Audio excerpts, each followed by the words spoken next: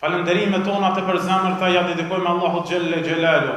Atë falenderojmë dhe vetëm tek ai mbështetemi për veçat dhe veprat tona të liga. Përshëndetjet tona ja dedikojmë Muhammed Mustafa sallallahu alaihi wasallam, familjes së tij të ndershme, shokëve të tij besnik dhe gjithë besimtarëve muslimane që ndjekin rrugën e tij deri në ditën e fundit të kësaj bote. Të nderuar vëllezër besimtarë, përveç Ramazani është muaj i Kur'anit. Përveç Ramazani është muaj i begative dhe ofertave të mëdha. Ramazani mbi të gjitha konsiderohet sakrificë, përkushtim, lodhje, si rezultati dashurisë që kemi ndaj të madhit Allah subhanahu wa taala.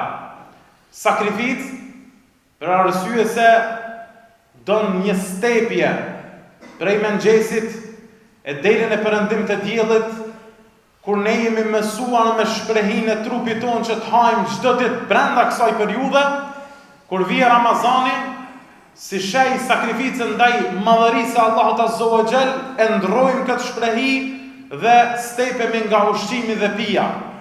Don sakrificë sepse në këtë muaj falen teravit, 20 recate, zbashku me imamin. Kjo don lodhje, ndoshta ndonjëherë edhe shpërqendrim, ndoshta ndonjëherë edhe marramendje, ndoshta ndonjëherë edhe ndryshim apo harresë së rekatesh, por është sakrificë. Gjithashtu ky muaj don edhe zemërgjërsi më të lartë dhe më të madhe me japjen e sadakave, me japjen e sadakatul fitrit që kemi obligim secili që është agjërueshëm, si lloj pastrimi për gabimet eventuale. Gjithashtu në këtë muaj të nderuar vëllezër, e falim edhe namazin e natës që don lodhje dhe sakrificë. Dhe të njëjtën kohë një pjesë e madhe e agjëruesve e çrregullojnë aspektin e xhumit në Ramazan. Por pas çdo sakrifice vjen edhe rezultati. Sikurse që erdhi edhe Ibrahimit alayhis salam kur u sprovua për të sakrifikuar me djalin e tij Ismailin, sepse ai pa në ëndër se do ta prej kurban, dhe ëndrat e pejgamberve kanë qenë shpallje, kanë qenë urdhër për të zbatuar. Andaj ai vendosi ndonse me vështirësi të larta, vendosi që ta sakrifikante djalin e tij për hatër të Allahut Azza wa Jall.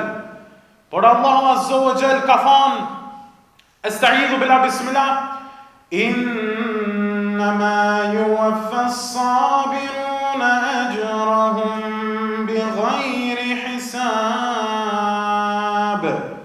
Allahu Azza wa Jall atyre që sakrifikojnë dhe bëjnë sabër, kam ju jap shpërblime, kam ju jap të mira, kam ju jap dhurata të larta, hiç pa hesab, hiç pa llogari. Edhe në këtë botë, por padyshim që bukuria dhe dhurata më e mirë është në botën tjetër, xheneti i Allahut subhanahu wa taala. Andaj edhe agjëruesi përmes gjitha këtyre sakrificave e pret shpërblimin prej anës të Allahut Azza wa Jall. Dhe ku ka shpërblim më të madh se sa fjala e pejgamberit alayhis salam, ai i cili agjeron Ramazanin, Allahu Azza wa Jall çdo natë të Ramazanit e liron dikam prej zjarrit të xhenemit. Andaj ti përmes këtyre sakrificave mendoje veten që Allahu Azza wa Jall po do me ta çelë në rrugë të hajrit, po do me ta çelë në rrugë të shpëtimit për të futur në xhenetin e Allahut subhanahu wa taala.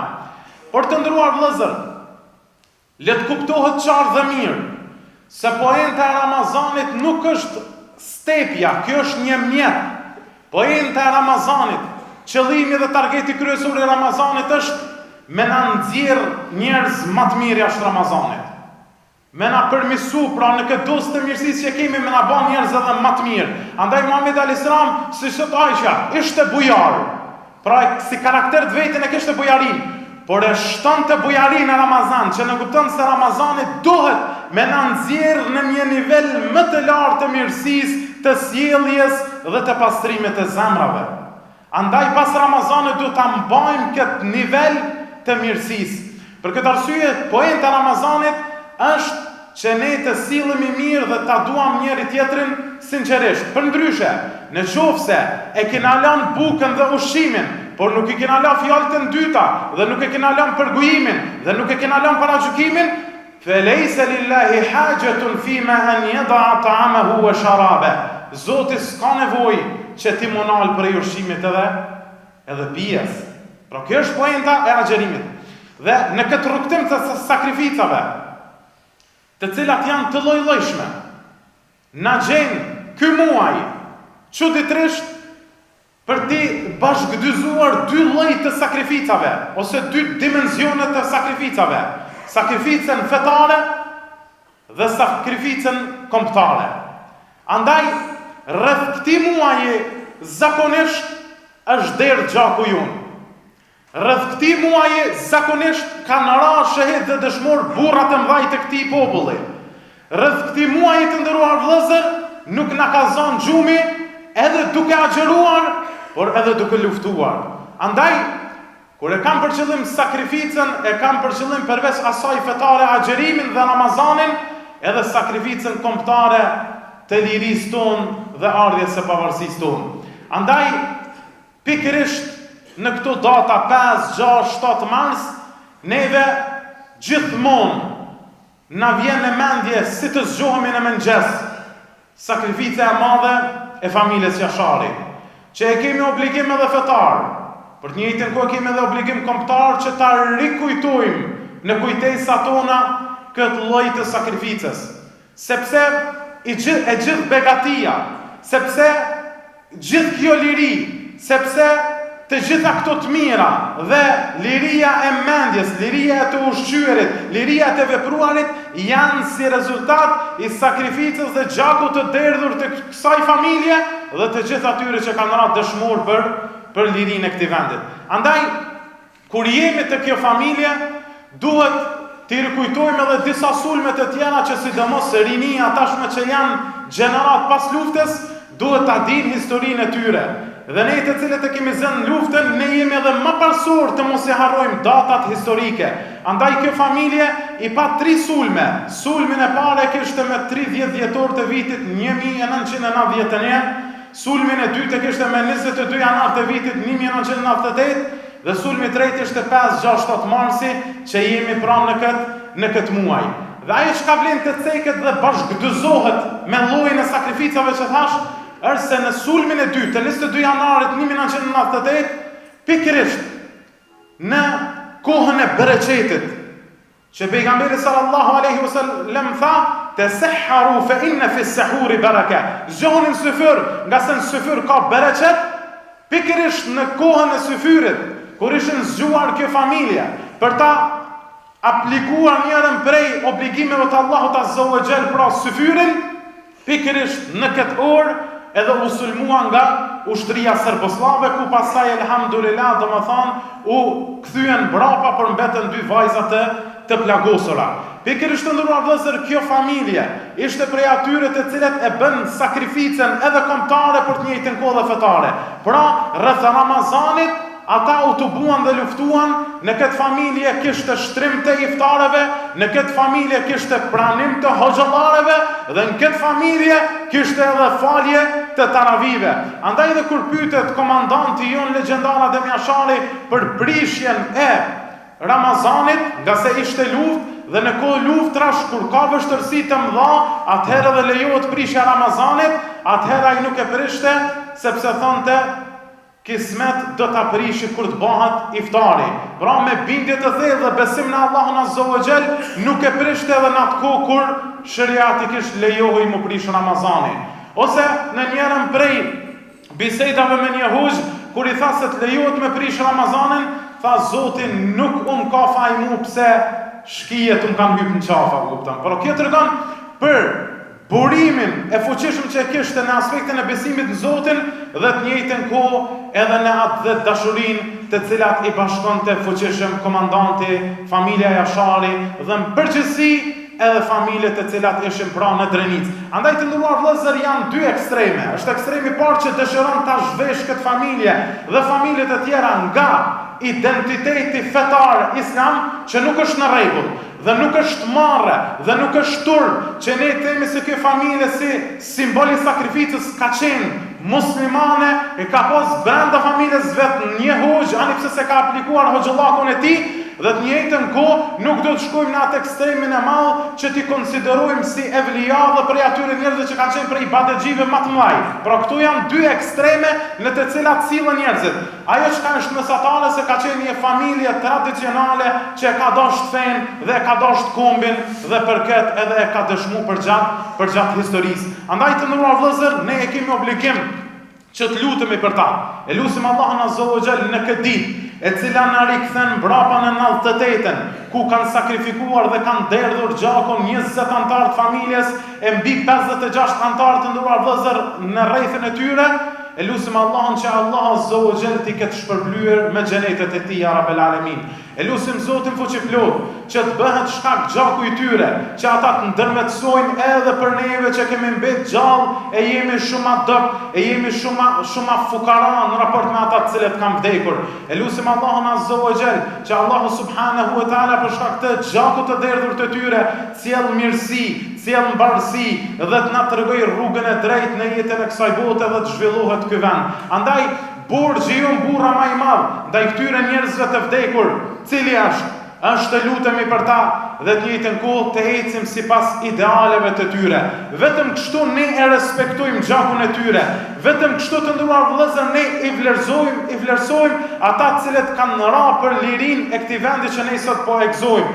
Andaj duhet sa më shumë me u bashku me njëri tjetrin, sepse gjaku i tyre u derdh për të bashkuar e jo për të ndarë. Gjaku i tyre u derdh për të ta dashur më shumë njëri tjetrin e jo për ta shkatruar dhe jo për t'ja qitë zezat njëri tjetrit. Andaj vjen në Ramazani për të na përmirësuar në këtë aspekt dhe vjen data e 5-6 marsit për të na përmirësuar dhe për të medituar në këtë aspekt. Bashkimi, toleranca, dashuria sinqert ndaj njëri tjetrit dhe ndihma ndaj njëri tjetrit dhe mos shpalosja e gabimeve ndaj vllau tan, ndaj komshiu tan, ndaj kolegu tan dhe ndaj vllau tan musliman në përgjithësi. Për këtë arsye të nderuar vëllezër,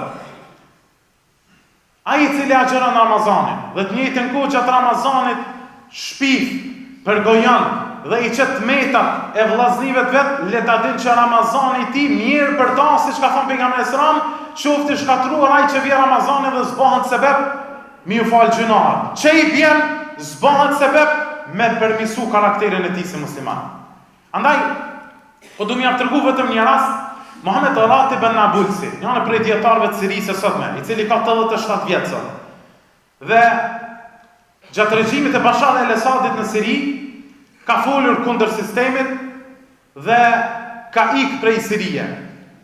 Dhe ka jetuar në Jordan për një kohë të gjatë ku nuk është ndalur me derset e tij, me ligjëratat e tij, andaj është sot njëri prej njerëzve më të njohur në botën islame për nga aspekti ligjëratave. Ai të nderuar vëllezër tregon për një hoxh ku ishte në xhamin e tyre, sepse e kishin këta xhamia e familjes së tij në Abulsi. Thot hoxha i xhamis e kishte pon ëndër një ditë pejgamberin sallallahu alaihi wasallam. Dhe i thot: "O hoxh, shko e ki në xhamatli kujshi, thuj Muhamedi alayhis salam të ka përgëzu që ti ke me ka bashkë me mua në xhenet." Është të çuditshme, nga se nëse kish dorë Zoti, ja kish qu ëndrën vetë personit, xhamatlis.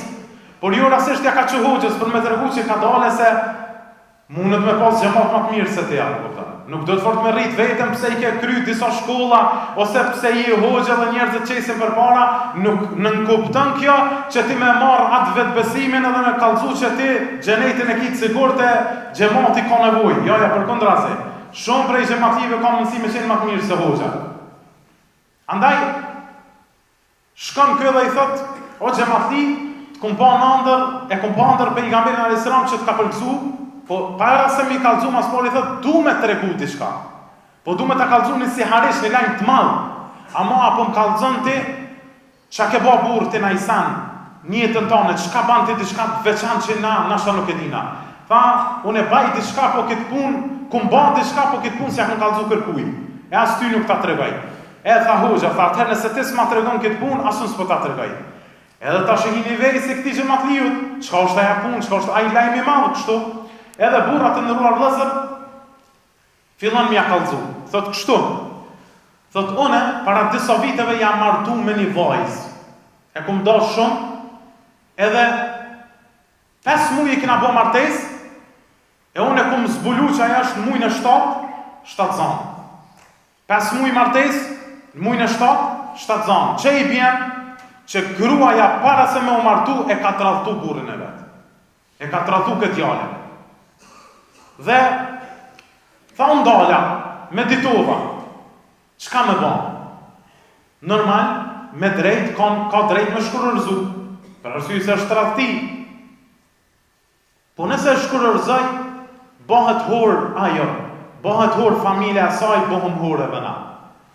Tha vendosa për hatër të Allahut Azza wa Jall me mbyll këtë punë. Po qysh me mbyll edhe pak, djali lind, fëmia lind edhe pak, njerëzit e marrin vesh, ka, dyshojnë. Tha e dërgova gruan një vend larg prej familjes. Edhe atje lindi. Tha e mora bashkë me fëmin, një ditë prej ditësh e mora fëmin edhe quva në prag xhamisë e lash. Edhe fillon më lidhëm namaz, e falim namazin, fëmia, do më thonë, qante shumë, me zët lartë. Edhe kur e krytëm namazin, shkonëm gjithë krejt xhamati edhe hoxha, i kuj është ky fëmijë nuk e dishëm. Edhe e morëm vesh xhamati që është fëmijë i praktikshëm. Dhe kështu të ndëruar vëllezër, tha a ka kush që e merr në përkujdesi këtë fëmijë? Kërkush nuk e çoj dorën për me marrë. Tha e çova dorën unë. Tha unë e kam e marrë këtë fëmijë dhe kam u kujdesi për ta. Tha e morra atë fëmijë, fillova me u përkujdes për ta dhe krejt njerëzit atu, njënën prej lavdatave që më kanë bërë gjatë krejt jetës ka qenë, ky është filani që e ka marrë fëmijën e huaj dhe u kujdes për ta. Tha, pra e mbylla për hir të Allahut Azza wa Jall dhe jetova dhe e pranova një fëmijë të huaj në konakun e tem, veç me jam mbyll një tmet bashortës tem. Andaj, a i met mana i ftyrë kësaj vajzës që më u pendu të Allah Azza wa Jall dhe mi u këthy rrugës të Allahu Subhanahu wa Ta'ala për shkak të mirësisë bashkëshortit saj. Edhe neve të ndëruar vëllezër, kur dikush ban mirë, vazhdimisht, ti e shan e ofendon dhe ban mirë, dhe ai sillet mirë me ty, atë metet më ftyrë ty që ti mos sill keq ndaj tij, ose e kundërta, nëse dikush sillet keq ndaj neve, nëse ti sillesh vazhdimisht mirë ndaj tij, vjen dita, vjen koha dhe vjen momenti kur ka me ul kryt para teje, edhe ka me thonë ti je më i mirëson. Sepse mirësia jote e ka shkatru egoizmin tënd. Aqulu qawli hadha wa sami'tu astaghfirullah li wa lakum.